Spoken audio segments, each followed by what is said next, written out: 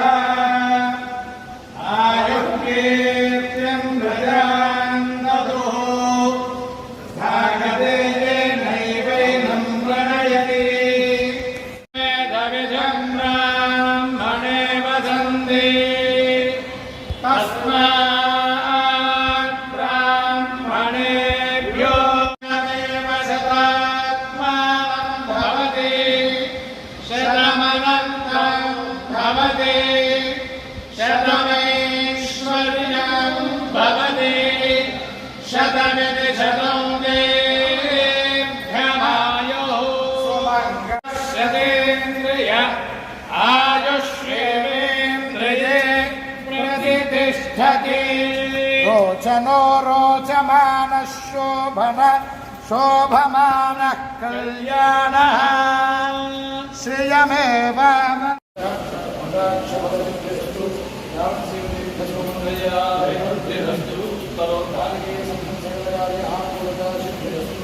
విశాఖపట్నంలోని అల్లూరి విజ్ఞాన కేంద్రంలో యాక్మి ప్రతాప్ ఆధ్వర్యంలో హిందీ మ్యూజికల్ ఈవెంట్ ఘనంగా జరిగింది. ఈ కళా కార్యక్రమానికి ముఖ్య అతిథిగా భీమిలి ఎమ్మెల్యే గంటా శ్రీనివాసరావు హాజరయ్యారు.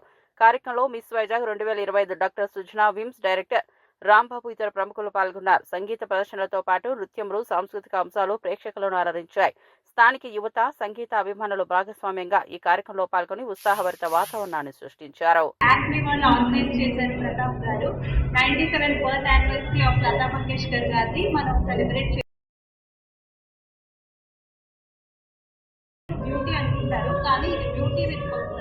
అంటే ఏదైనా మన ప్రజలకి పేషెంట్స్ ఎలా సేవ్ చేస్తామో మన ప్రజలకు కూడా అదే విధంగా ఇంకా పెద్ద ప్లాట్ఫామ్ లో సేవ్ చేయాలనుకుంటున్నాం. So it is not only about fashion, it is about beauty with purpose, empowering our nation. Right. ప్రధానంగా మన ప్రతాప్, నాకు ప్రతాప్ అంటే యాక్మి ప్రతాప్ అని మేము తెలుసుకుంటాం.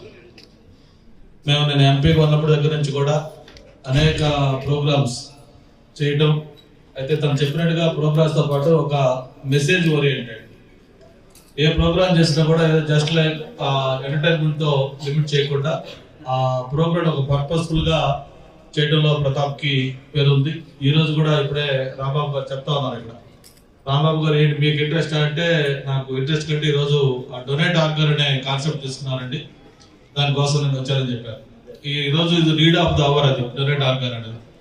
ఎందుకంటే మనిషి చనిపోయిన తర్వాత కూడా కొంతమందికి లైఫ్ ఇచ్చే అవకాశం దీనివల్ల ఉంటుంది.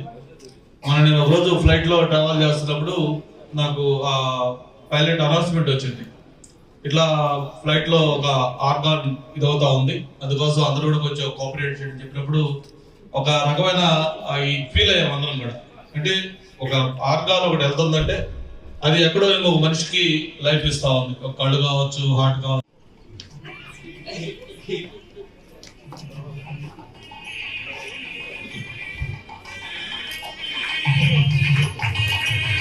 Thank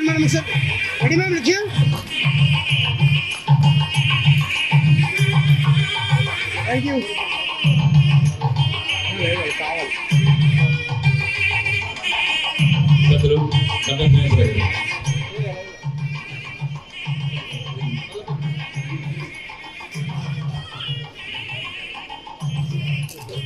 Anand garu, sorry.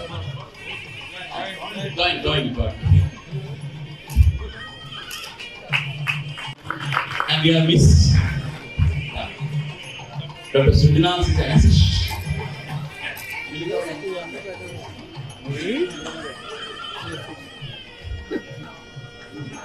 Thank you.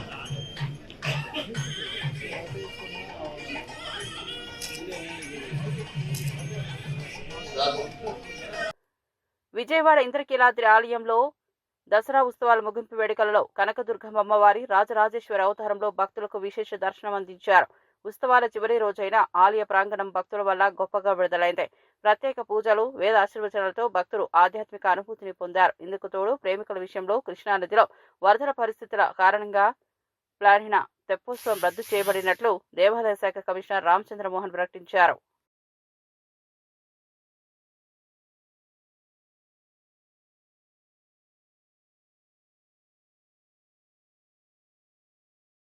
దర్శనానికి వచ్చేవారు ఘాట్ రోడ్ మార్గాన వచ్చి కనకదుర్గా నగర్ మార్గాన దిగవలసిందిగా తెలియజేస్తున్నాము. దయచేసి వెనక్కి వెళ్లే అవకాశం ఎటువంటిది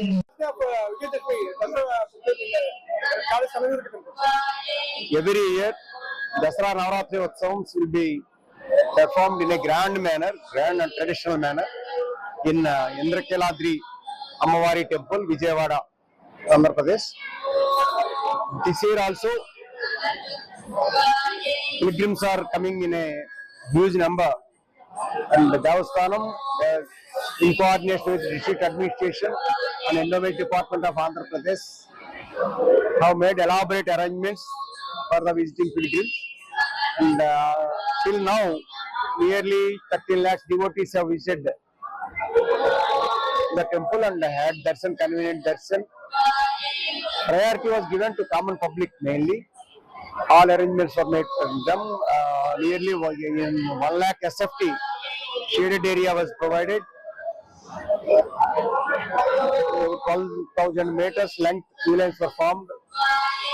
Temporary toilets, free meal, prasadam, and water needed were provided. 35,000 lakhs water bottles were provided.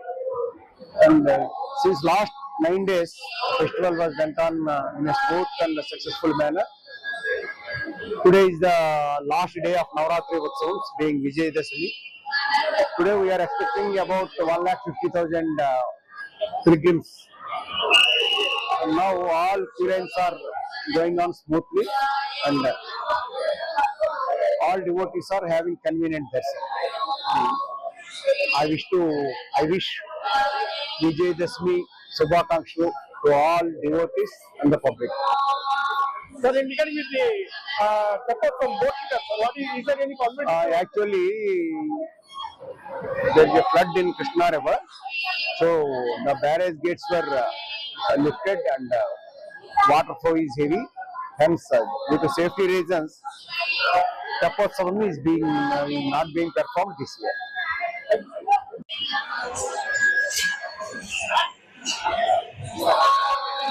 TTD విడుదల చేసిన సందేశంలో విజయదశమి బ్రహ్మోత్సవాలు విజయవంతంగా పూర్తయ్యాయని తెలిపారు. ఉత్సవాల నిర్వాహకులు, వాలంటీర్లు, పోలీస్ శాఖ, విజిలెన్స్ బృందాలు, ఎన్డీఆర్ఎఫ్ తదితరులు భద్రతా సేవలు అద్భుతంగా రాణించారని అధికారి సూచించారు. భక్తుల సౌకర్యాలపై ప్రత్యేక ఆసక్తి చూపి ఎటువంటి ఇబ్బంది లేకుండా నిర్వహించామని టీటీడీ ప్రకటించింది. ఇకపోతే ఈ శ్రీవారి బ్రహ్మోత్సవాలు ఏదైతే జరిగాయో దాని గురించి ఒక చిన్న బ్రీఫ్ చెప్తాను మీకు. ఈ నెల అంటే గత నెల 24 నుంచి ఈ రోజు వరకు జరిగినటువంటి బ్రహ్మోత్సవాల్లో ఈ అర్చక స్వాములు అయితేనేమి, అధికారులు, టీటీడీ ఉద్యోగులు, జిల్లా యంత్రాంగం, పోలీస్ యంత్రాంగం, శ్రీవారి సేవకులు, మీడియా వారికి, భక్తులకి ఈ సందర్భంగా కృతజ్ఞతలు తెలియజేసుకుంటున్నాను. గౌరవ ముఖ్యమంత్రులు శ్రీ నారా చంద్రబాబు నాయుడు గారి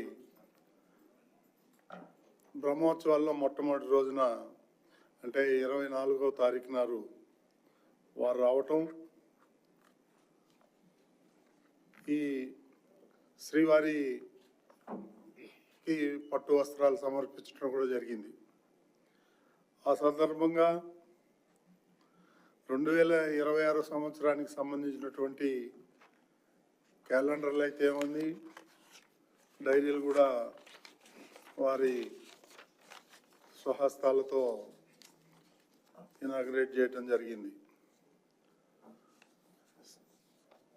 శ్రీవారి భక్తుల సౌకర్యార్థం కోసం 2018లో ప్రారంభించినటువంటి ఏదైతే PAC 5 ఆ భవనాన్ని భారత ఉపరాష్ట్రపతి సిపి రాధాకృష్ణన్ ముఖ్యమంత్రులు కలిసి ప్రారంభించడం జరిగింది. వైకుంఠ క్యూ కాంప్లెక్స్లో క్యూ లైన్ల నిర్వహణ కోసం నూతనంగా నిర్మించినటువంటి ఇంటిగ్రేటెడ్ కమాండ్ కంట్రోల్ సెంటర్ని వారు ప్రారంభించడం జరిగింది. అదేవిధంగా గరుడ సేవ రోజున బ్రహ్మోత్సవాలకు వచ్చినటువంటి భక్తుల గ్యాలరీలోను, క్యూ లైన్లోను నేను, పాలక మండలి సభ్యులు, అధికారులు అందరూ కలిసి ఈఓ గారు, జేఓ వీరబ్రహ్మం గారు, సివిఎస్ఓ గారు మురళీకృష్ణ గారు, జిల్లా ఎస్పీ సుబ్బారాయుడు గారు, టీటీడీ ఉన్నతాధికారులు అందరూ కూడా మాట్లాడటం జరిగింది. టీటీడీ కల్పించిన ఏర్పాట్లపై భక్తుల్లో 100% సంతృప్తి వ్యక్తం చేయడం కూడా జరిగింది. భక్తులకి టీటీడీ కల్పించిన ఏర్పాట్లపై గౌరవ ముఖ్యమంత్రి శ్రీ నారా చంద్రబాబు నాయుడు గారు కూడా తన ట్వీట్ ద్వారా శుభాకాంక్షలు తెలియజేయడం జరిగింది. ఈ సందర్భంగా ముఖ్యమంత్రి గారు మాట్లాడుతూ పాలక మండలి సభ్యులు అయితే ఉంది, అధికారులు, ఈ వాలంటీర్స్, శ్రీవారి సేవకులు అందరూ కూడా ఈ కార్యక్రమానికి సహకరించినందుకు చంద్రబాబు నాయుడు గారు కృతజ్ఞతలు తెలియజేశారు. గరుడ సేవ రోజున హోల్డింగ్ పాయింట్ ద్వారా ఈసారి అదనంగా 30,000 రీఫిల్లింగ్ ద్వారా 15,000 మంది. సంగారెడ్డిలో మాజీ ఎమ్మెల్యే జగ్గారెడ్డి ప్రకటించిన ప్రకటన రాజకీయ వర్గాల్లో చర్చగా మారింది. వచ్చే ఎన్నికల్లో ఆయన భార్యనే సంగారెడ్డి నియోజకవర్గం నుంచి అభ్యర్థిగా నిలబెట్టే సూచన చేశారు. ఆయన చెప్పిన ప్రకారం కుటుంబ సభ్యుల సహకారంతో రాజకీయ యాత్ర కొనసాగుతుందని ప్రకటించారు. తన తిరుగుబాటు తర్వాత తిరిగి రాజకీయ రంగంలో పాల్గొనడమే లక్ష్యంగా గత అనుభవాన్ని పునరుద్ధరించాలని భావిస్తున్నానని జగ్గారెడ్డి వ్యాఖ్యానించారు. స్థానిక నాయకులు, కన్వీనర్లు దీనిపై వివిధ సానుకూల విపరీత స్పందనలు ఇచ్చారు. అంటే నన్ను జరిగిపోయినా అర్థమా? మరి ఓ అన్నారేంది? మరి నెక్స్ట్ ఈమెనే మీకు ఎమ్మెల్యే, నేను ఓట్లు అడుగుతలే, ఓన్లీ మాట్లాడుతున్నా అంతే. నెక్స్ట్ ఈమెనే వచ్చే ఎలక్షన్లకు ఈమెనే ఎమ్మెల్యే. నేను బ్యాక్గ్రౌండ్ మొత్తం పండుగలు చేస్తా, అన్ని చేస్తా.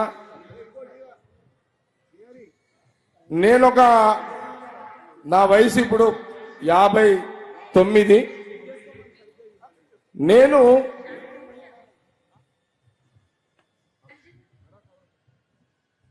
పదేళ్ల తర్వాత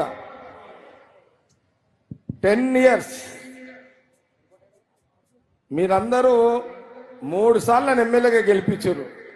నాకు శక్తి కొలది నేను చేసి పెట్టిన, ఎంత చేయాలో అంత చేసేసిన. మీ అందరికి తెలుసు. నీళ్లు తెచ్చిన, IIT తెచ్చిన, అన్నీ చేసిన. ఇవి చెప్పుకుంటే టైం సరిపోదు.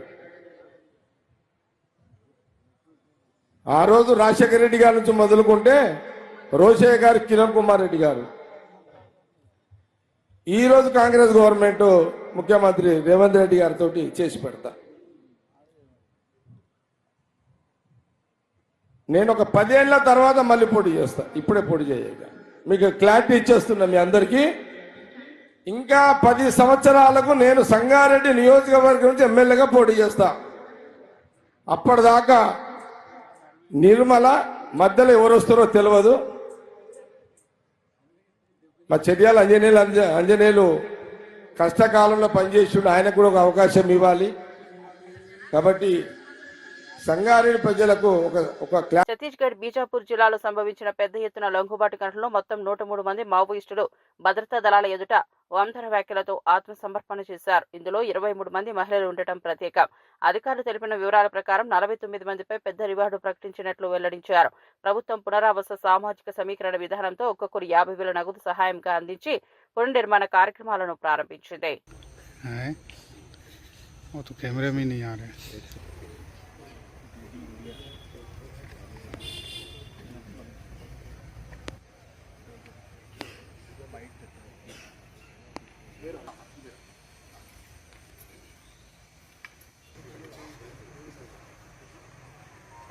एक विशेष दिन था क्योंकि आज गांधी जयंती भी था और साथ में दशहरा भी था। उस दिवस में 103 माओवादियों ने आत्मसमर्पण करने का फैसला लिया और इनमें से जो एक डीवीसी स्तर का 8 एसीएम स्तर के और अलग अलग कंपनी और अलग अलग प्लाटून्स में, इसके अलावा 5 जनता सरकार के पूरे मेंबर्स ने आज आकर यहाँ सरेंडर किया है।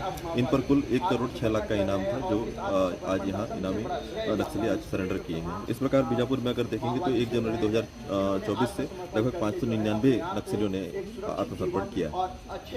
देखिए, जिस प्रकार से पूरे की पूरी जनता सरकार जो इनकी पूरी आरपीसी होती है वो आकर सरेंडर कर रही है, तो उससे ये लगता है कि कहीं ना कहीं इनकी इनका जो एक संगठन है वो बिखर रहा है। सभी मुख्य धारा में जुड़ना चाहते हैं, कहीं ना कहीं अंदर से भी दबाव है, इस वजह से कई सारे माओवादी आ नहीं पा रहे हैं। मेरी सभी से यही अपील है कि आप मुख्य धारा में जुड़े, आकर आत्मसमर्पण करें और सरकार की योजनाओं का लाभ लें। కొండారెడ్డిపల్లి గ్రామంలో జరుగుతున్న దసరా వేడుకలకు ముఖ్య అతిథిగా రాష్ట్ర ముఖ్యమంత్రి రేవంత్ రెడ్డి హాజరు కానున్నట్లు స్థానికంగా భారీ ఏర్పాట్లు జరుగుతున్నాయి. కేంద్రంలో భక్తులకు, రాజకీయ నాయకులకు అందుబాటులో ఉండేందుకు ప్రత్యేక బందోబస్తులో సాంస్కృతిక కార్యక్రమాల ఏర్పాట్లు పూర్తి చేశారు. స్థానికులు, కాంగ్రెస్ కార్యకర్తలు పెద్ద ఎత్తున తరలివచ్చి పండుగ వాతావరణాన్ని సంగీతం, నృత్యాలతో నింపే అవకాశాన్ని తీసుకొస్తున్నారు. రేవంత్ పర్యటనలో పండుగను మరింత రగులింపు చేయడమే కాకుండా గ్రామ అభివృద్ధి, ప్రజా సమస్యలపై ప్రత్యేక సందేశం ఇవ్వడంలో ఇది ఒక నివేదిక నిలవనుందని విశ్లేషకులు భావిస్తున్నారు.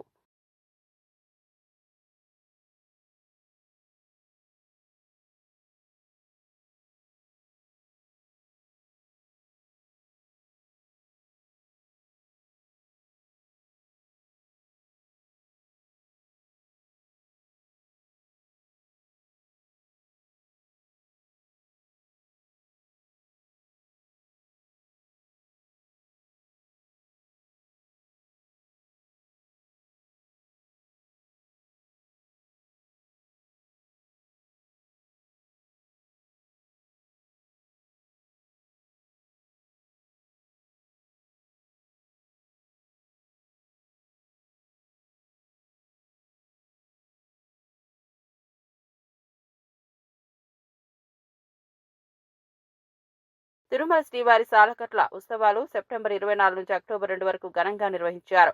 TTD EO Anil Kumar Singhal media సమావేశంలో బ్రహ్మోత్సవాల విజయాన్ని ప్రకటించారు. వాహన సేవల్లో లక్షలాది మంది భక్తులు పాల్గొని పండుగను ప్రాంతంగా తీర్చిదిద్దారని తెలిపారు. 28 రాష్ట్రాల నుంచి వచ్చిన కళాకారులు ప్రత్యేక ప్రదర్శనలు ఇచ్చి వాహన సేవలను అందంగా తీర్చిదిద్దారు. శాస్త్రోక్త విధానాల్లో చక్ర స్నానం మరియు ఇతర సాంప్రదాయాలను నిర్వహించి భక్తులకు ఆధ్యాత్మిక అనుభవాన్ని అందించామని వివరించారు.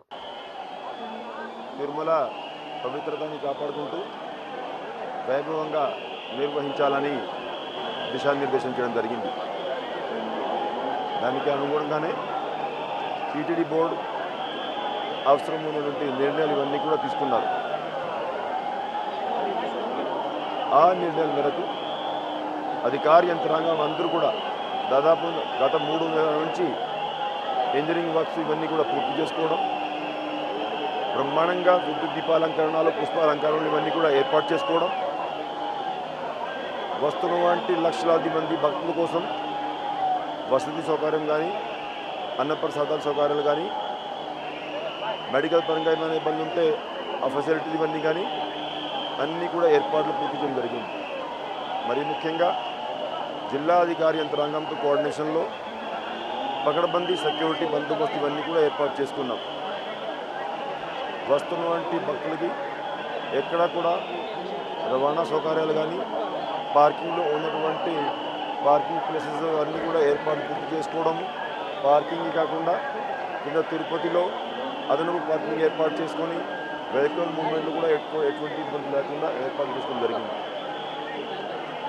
వస్తున్నటువంటి భక్తులు మరీ ముఖ్యంగా గరుడ సేవ నాడు ఉదయం నుండి సాయంత్రం వరకు లక్షలాది మంది భక్తులు తిరుమలలో ఉండి స్వామివారి వాహన సేవ కల్పించే కార్యక్రమం చేశారు. మూలవాళ్ళ దర్శనం కూడా చేసుకోవడం జరిగింది. ఈ లక్షలాది మంది భక్తుల కోసం 9 రోజుల పాటు నిరంతరాయంగా కృషి చేసినటువంటి అధికార యంత్రాంగం అంతా, దాంట్లో మరీ ముఖ్యంగా vigilance and security staff, police యంత్రాంగం దాదాపు 7,300 మంది జిల్లా ఎస్పీ గారి ఆధ్వర్యంలో, అదేవిధంగా సిబిఎస్ గారి ఆధ్వర్యంలో ఎవరైతే పనిచేశారో వారందరినీ నేను హృదయపూర్వకంగా ధన్యవాదాలు తెలుపుకుంటా ఉన్నాను. ఎందుకంటే 9 రోజుల పాటు నిరంతరాయంగా కృషి చేసి పకడ్బందీ బందోబస్తు ఈ కార్యక్రమం నిర్వహించారు. అదేవిధంగా ఇంజనీరింగ్ స్టాఫ్ దాదాపు 3,500 మంది శ్రీవారి సేవకులు, ఎంతోమంది transport department staff, APSRTC staff, TTD నుంచి డెప్యూటేషన్ మీద వచ్చినటువంటి 640 మంది స్టాఫ్, వాళ్ళందరూ కూడా ఎన్ని రోజుల పాటు కృషి చేశారు. అదేవిధంగా ఇవాళ ఈ చక్ర స్నానం సందర్భంగా కూడా ఎంతోమంది విజిలెన్స్ అండ్ సెక్యూరిటీ స్టాఫ్, శ్రీవారి సేవకులు, ఎన్డీఆర్ఎఫ్, ఎస్డీఆర్ఎఫ్, ఫైర్స్ డిపార్ట్మెంట్ సిబ్బంది, ఫిషరీస్ డిపార్ట్మెంట్ నుంచి వచ్చేంత స్విమ్మర్స్ వీరందరూ కూడా సేవలు అందించారు. వందలాది మందికి సరైన సమయంలో మెడికల్ ట్రీట్మెంట్ ఇస్తూ ఎంతోమంది మెడికల్ పారామెడికల్ స్టాఫ్ సేవలు అందించారు. వాళ్ళందరూ కూడా హృదయపూర్వక అభినందనలు తెలియజేస్తున్నారు. ముఖ్యంగా ఎంతోమంది రిలీజియస్ స్టాఫ్, ప్రధాన అర్చకులు ఆధ్వర్యంలో మిగతా అర్చక స్వాములు, అదేవిధంగా జీంగార్ ఆధ్వర్యంలో మిగతా రిలీజియస్ స్టాఫ్ వాళ్ళప్పుడు కూడా ఎప్పటికప్పుడు ఈ క్యాంకరీలు ఇవన్నీ కూడా ఆగముక్తంగా నిర్వహించే కార్యక్రమం చేశారు. దేవాలయంలో కూడా భక్తులందరికీ మూలవర్ల దర్శనం కల్పించారు. ముఖ్యంగా లక్షలాది మంది భక్తులు. నెల్లూరు రూరల్ శాసనసభ్యుడు కోటంరెడ్డి శ్రీధర్ రెడ్డి విజయదశమి సందర్భంగా ఇరుకలల పరమేశ్వరి అమ్మవారిని దర్శించి ప్రత్యేక పూజలు నిర్వహించారు. ఆలయ అధికారుల చేత పూర్ణకుంభ స్వాగతం గలించి దేవాలయ శాఖ వేద పండితుల ఆశీర్వాదం స్వీకరించారు. శ్రీధర్ రెడ్డి ప్రజల కోసం ప్రతిరోజు కృషి చేస్తానని, అమ్మవారి ఆశీస్సులతో రాష్ట్ర జనసేవలో మరింత ఉత్సాహంగా ఉంటానని ప్రకటించారు. సాంప్రదాయాలను, ఆధ్యాత్మిక విలువలను ప్రోత్సహించడమే సామాజిక ఆనందానికి దారితీయనుందని అన్నారు.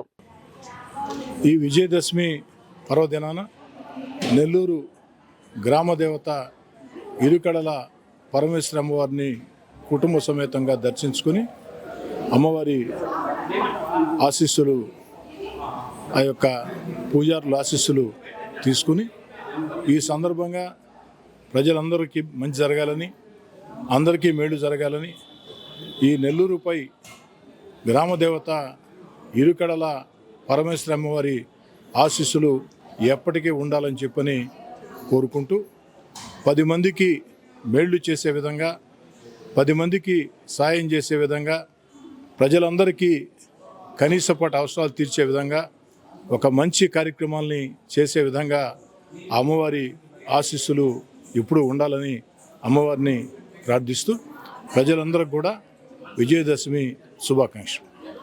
అనకాపల్లి జిల్లా నర్సీపట్నంలోని దసరా ఉత్సవాల కార్యక్రమంలో రాష్ట్ర అసెంబ్లీ స్పీకర్ అయ్యన్ని పాత్రుడు హాజరయ్యారు. ఆలయ కార్యక్రమాల్లో భక్తులతో కలిసి ప్రత్యేక పూజలు నిర్వహించి ఆలయ అభివృద్ధి కోసం తన మద్దతును ధృవీకరించారు.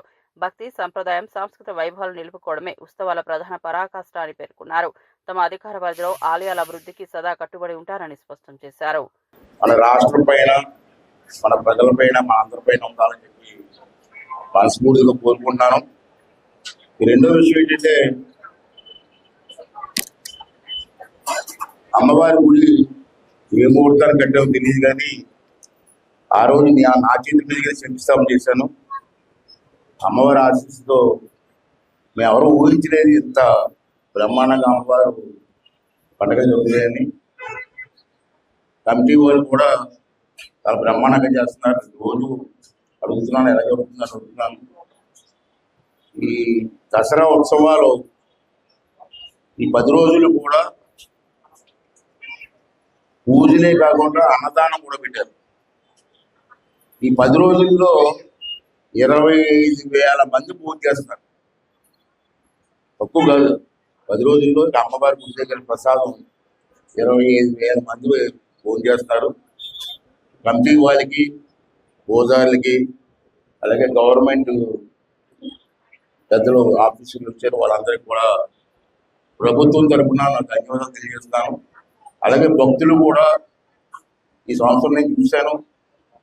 నేను గ్రామాలు తిరుగుతూ ఉంటాను, రోజు ఎక్కడ 2-3 గ్రామాలు తిరుగుతూ ఉంటాను. ఏ గ్రామం వెళ్ళినా ఆడవారు మగవారు కూడా మాల వేసుకొని ప్రతి గ్రామంలో ఉన్నారు. ఈ సంవత్సరం మరీ ఎక్కువ కనపడ్డారు నాకు. అంటే రోజు రోజు కూడా అమ్మవారి మీద ఒక నమ్మకంతో, భక్తితో ప్రజలందరూ కూడా. అలాగే నేను విజయవాడలో చూశాను, మన విజయవాడలో ఉన్నాను నేను. ఆ కార్యక్రమానికి కూడా వెళ్ళాను, విజయవాడలో అమ్మవారి కార్యక్రమానికి. బ్రహ్మాండంగా జరిగింది, ఎప్పుడూ లేదు. చిన్నప్పటి నుంచి వస్తాను విజయవాడలో. ఈ సంవత్సరం జరిగినట్టు ఇప్పుడు జరగలేదు, బ్రహ్మాండంగా చేశారు. మైసూరులో దసరాకి బ్రహ్మాండంగా చేస్తారు. ఇండియా మొత్తం మీద మైసూరు బ్రహ్మాండం జరిగింది ఆ రోజుల్లో. ఇవాళ మైసూరుతో సమంగా విజయవాడలో బ్రహ్మాండం చేశారు.